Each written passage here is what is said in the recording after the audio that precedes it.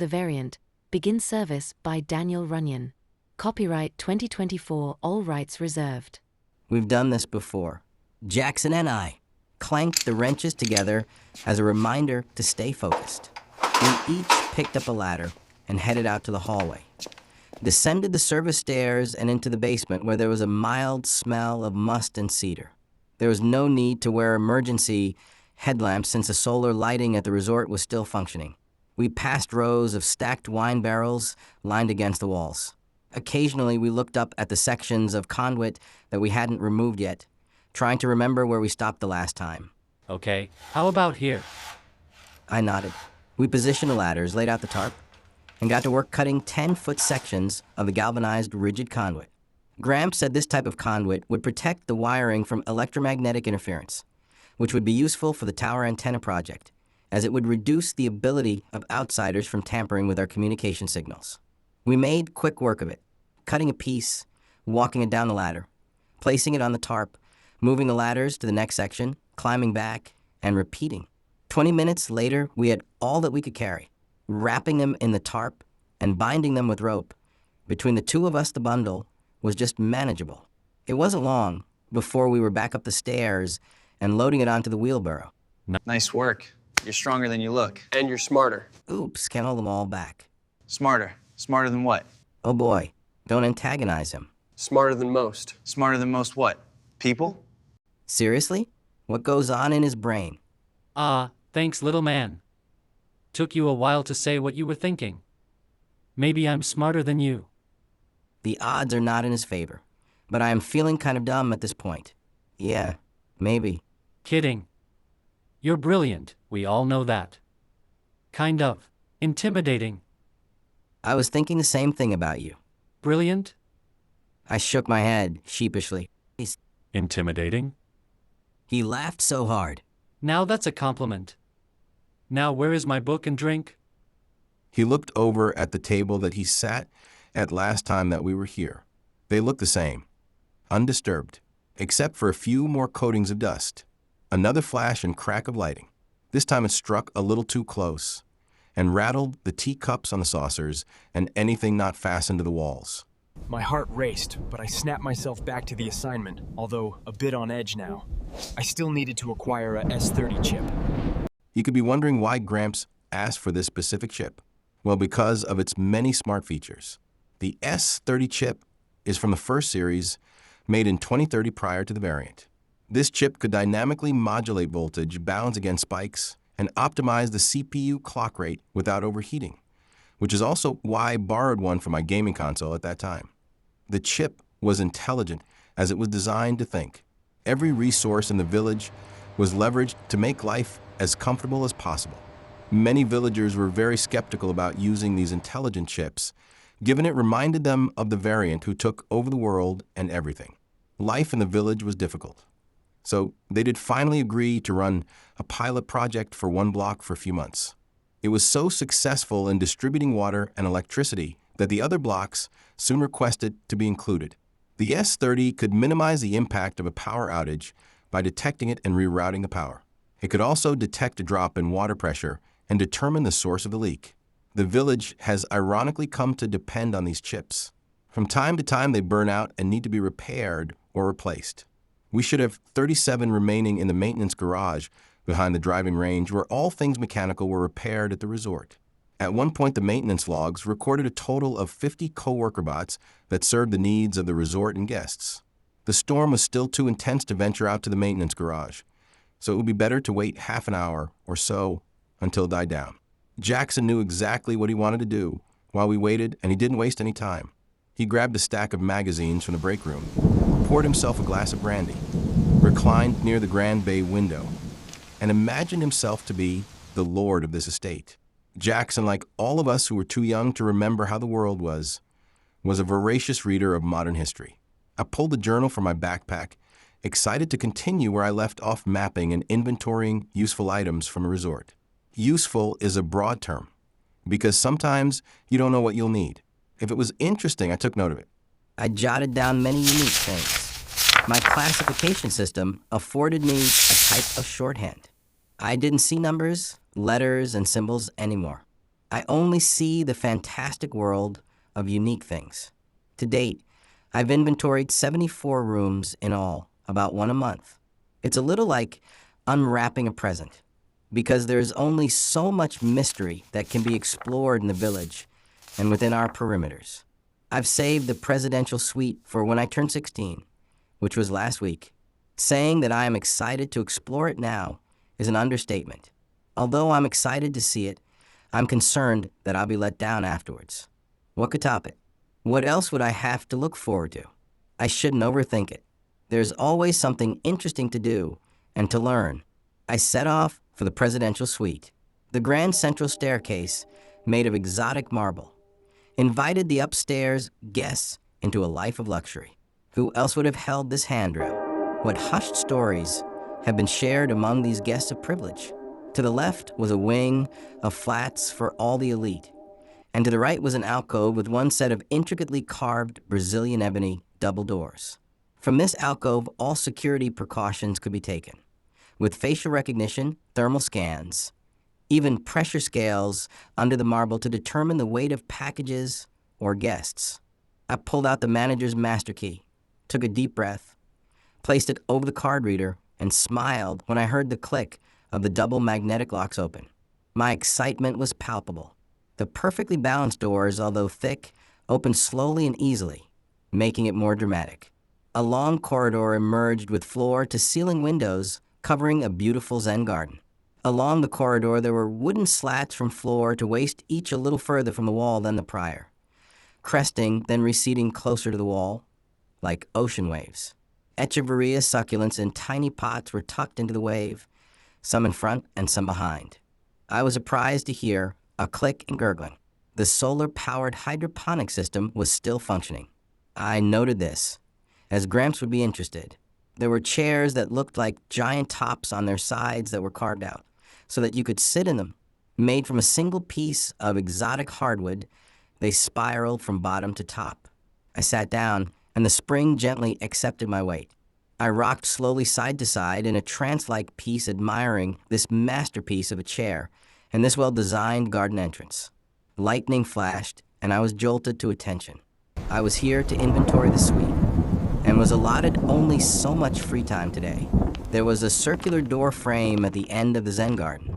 In the center was a curved wooden panel through which I could make out a green couch, recliners, and a coffee table with glass beads for a fireside chat. I walked through the door into the lounge. On the left, you could see the grand terrace overlooking the ocean and an infinity pool, now a pond. To the right was a billiard table.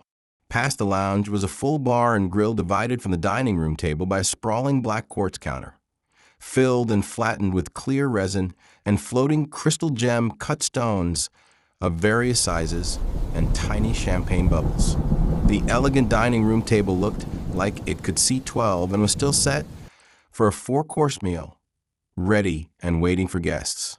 This room boasted of its breathtaking view of the expansive ocean, illuminated with each successive flash of lightning.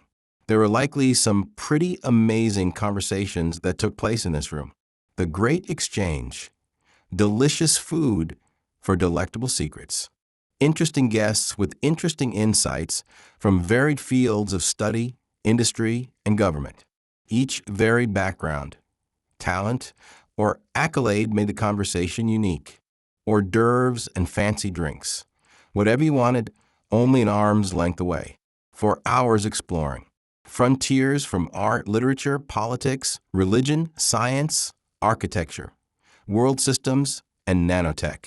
As the alcohol flowed, so would the secrets, all discreetly exposed as they laughed and enjoyed themselves late into the night. I observed and inventoried each room, drawer by drawer, filling the pages quickly with notes of treasures. The dining room wall curved back into a hallway with several ornate sculptures tucked into the small backlit recesses in the wall, each arched niche several feet apart and staggered a foot higher or lower. On the other side of the hallway was a circular doorway to the master bedroom. Like a throne room, there were broad steps leading up to a platform with a canopy bed. Large polished Spanish tiles stretched across the floor with hand-painted decorative tiles at each intersection. Alpaca rugs, expensive and luxurious. But it was the archway off to the side that caught my attention. The doors were locked. I tried to open them, but even the manager's key did not grant access. I reviewed the hotel access logs for this door to see when it was open last. I thought it would be 10 years ago, but to my surprise, the log showed that once every 3 days at precisely 5 p.m. the door opened, and precisely 2 hours later the door closed. Was the door opened on this routine schedule so that staff could clean? It was very suspicious. Checking the time, the door would open in 15 minutes. Then it occurred to me, since the manager's key wouldn't open the door, what if the staff didn't go in to clean? But something came out. No time to waste. What would I need to do to prepare? How safe do I need to be? Looking around the room, I looked to see where I could hide and observe. Better yet, I slipped my phone out, unlocked the camera, and detached it. I placed it under the bed, facing the door, and turned it on to test it. The phone showed the doors. I set a timer, then continued to look around for where I could hide. Perhaps the bedroom closet was too conspicuous, but I didn't have time now to be picky. So I went and quickly closed the door behind me. The lightning crackled and thunder rumbled through the sky, shaking some freestanding trinkets on the glass nightstand. Precisely 2 minutes later, the magnetic lock on the door clicked open. I waited with bated breath. My heart was pounding inside my ears. I wasn't sure what to expect. The doors opened slowly, and a silhouette came into the light and proceeded to walk through the doorway. I wouldn't have believed it, but right there in front of me stood an S-27. All the stories flashed back, and I wondered if it had gone mad or if it stabilized and was in its right mind. I just couldn't believe what I was looking at. It walked to the wall and removed a painting to reveal a breaker panel, and there inserted a specialized plug and instantly took in a deep breath, as if it had come up for air at the very last second. It stared out the window as it recharged, and in 10 minutes its auxiliary systems were enhanced by secondary sensors, and 15 minutes later its synaptic fine motors. I knew the sequences and anticipated seeing each take effect. 20 minutes later, all systems were fully operational yet weak. What I did not expect was the little sway in the head and neck, as if it needed to stretch a crick neck.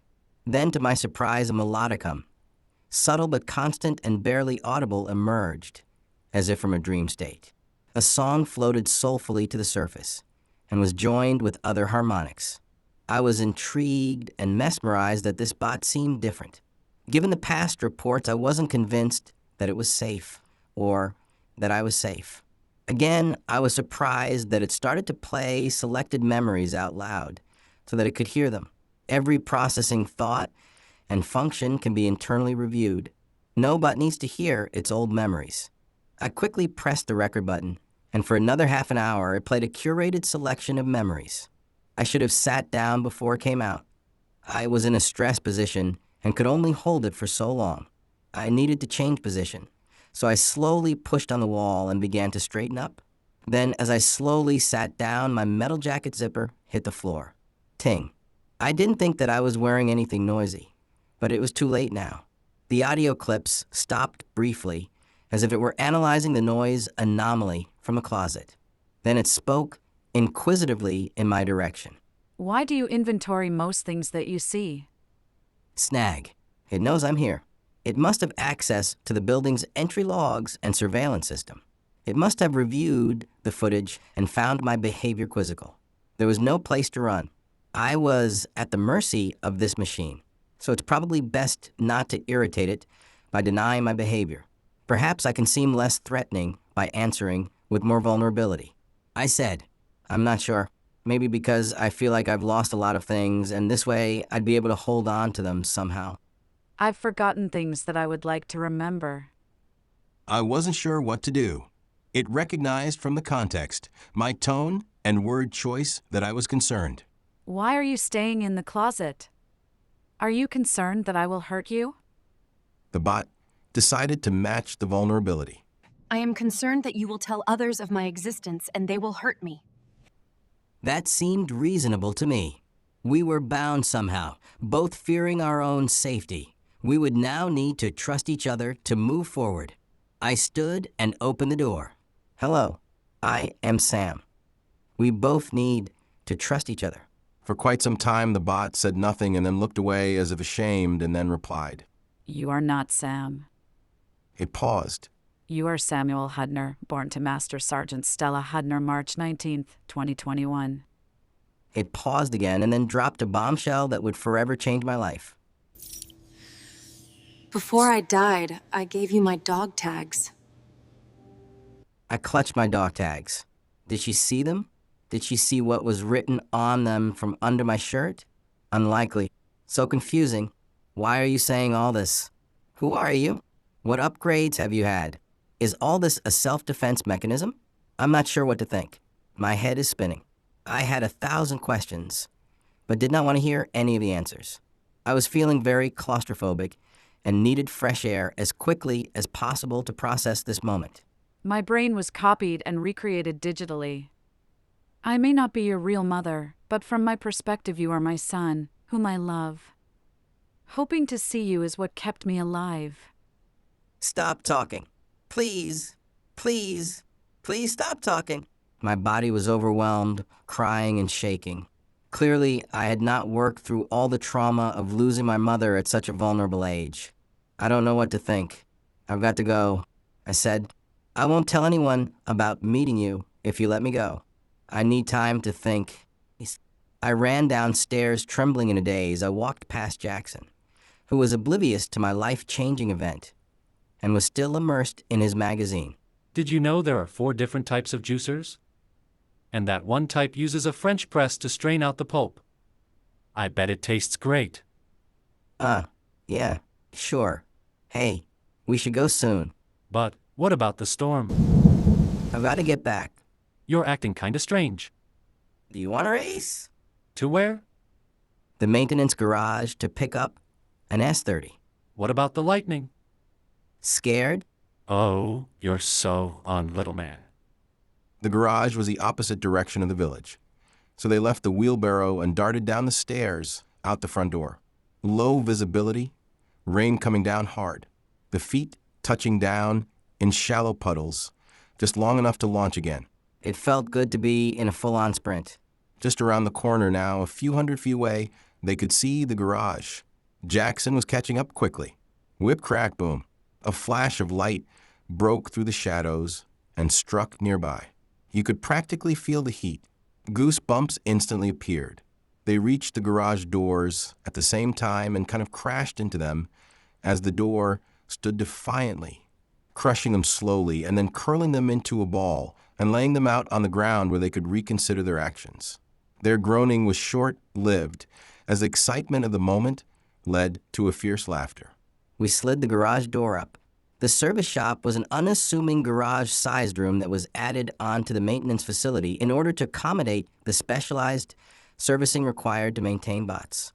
It was well organized with labeled drawers with all the parts that were commonly needed. There was a plasma cutter for welding limbs that were damaged, but didn't need complete replacements. There were a few monitors to measure electrical resistance. And in the far corner there were a few bots, powered down and ready for servicing. I hoisted one up, as it couldn't stand on its own. I sat down on a swivel chair near the workbench and pushed other components off the table to clear space to set the bot down. Hanging on the wall was a pouch of bot screwdrivers and specialized tools. I grabbed it and unrolled it next to the bot. Within seconds, I demagnetized and removed the scalp and placed it on the workbench. Turning the factory key left, while pressing the scalp, it released the lock, and a circular section of the scalp raised up slowly, revealing a rectangular central processing core. It looked like an old-fashioned 9-volt battery. I ground myself to avoid shocking it, pulled it out, and examined it. On the side was a holographic label S30. I dropped the core into an anti-static pouch and began putting the bot back together since it didn't feel right to leave the bot disassembled. Jackson's phone rang, and it became clear that something was wrong and we would need to head back as soon as we could. Yes, almost. Jackson looked my way, and I showed him the S30 circuit, and he said, Yep, just wrapping up, heading back soon. Approaching the camp, we heard the commotion.